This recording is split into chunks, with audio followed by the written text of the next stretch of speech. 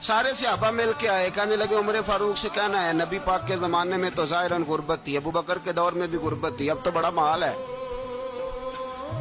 عمر سے سفارش کرو کہ عمر نیا کرتا پہنا کرے۔ ملکوں کے سفیر آتے، عمر وہی پھٹی پرانی چادر اوڑھ کے اور وہی کئی جگہ پہ پیوند لگے سوٹ پہن کے سفیروں کے سامنے بیٹھ جاتا ہے۔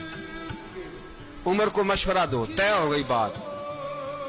سب نے جب مشورہ دے لیا تو سارے کہنے لگے یہ بتاؤ شیر کی مونچھ کو ہاتھ کون لگائے گا؟ کہنا کس نے ہے؟ بندہ بھی تو ڈھونڈو نا۔ میں کہا جناب میرا یہ خیال ہے کہ مولا علی شیر خدا کہیں گے، کیونکہ جس شخص کی عمر کو سب سے زیادہ حیا کرتے دیکھا وہ شیر خدا مولا علی ہے رضی اللہ تعالی۔ علی کہیں گے اس لیے کہ جناب علی تو کئی دفعہ جب گفتگو کرتے تھے تو حضرت عمر چپ کر جاتے تھے اور فرماتے تھے علی نہ ہوتا تو میں ہلاک ہو جاتا۔ تو کہا علی سے کہو۔ جناب علی شیر خدا کو بلایا، کس کام کے لیے؟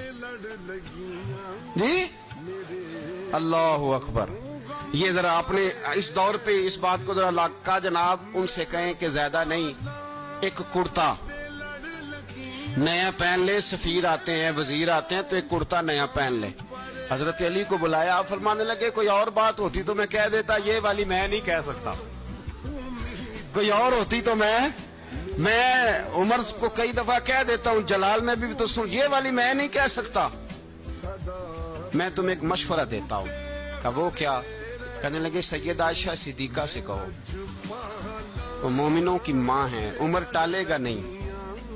اماں جی سے جا کے کہا اماں جی نیا کرتا عمر سے کہیں پہن لیں، وزیر آتے ہیں بڑے بڑے لوگ تو چلو کوئی عرض نہیں۔ اماں جی نے کہا اچھا کوئی بات نہیں میں بلا لیتی ہوں۔ جناب عائشہ نے پیغام بھیجا،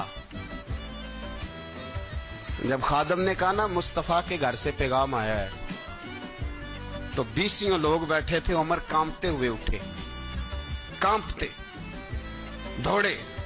حضرت عائشہ پردے میں تھی تو فرماتی ہیں عمر اتحیات کی حالت میں بیٹھ گئے۔ کہا اماں جی دیر تو نہیں ہو گئی مجھے آنے میں؟ کہا نہیں ٹائم پہ آ گئے ہو۔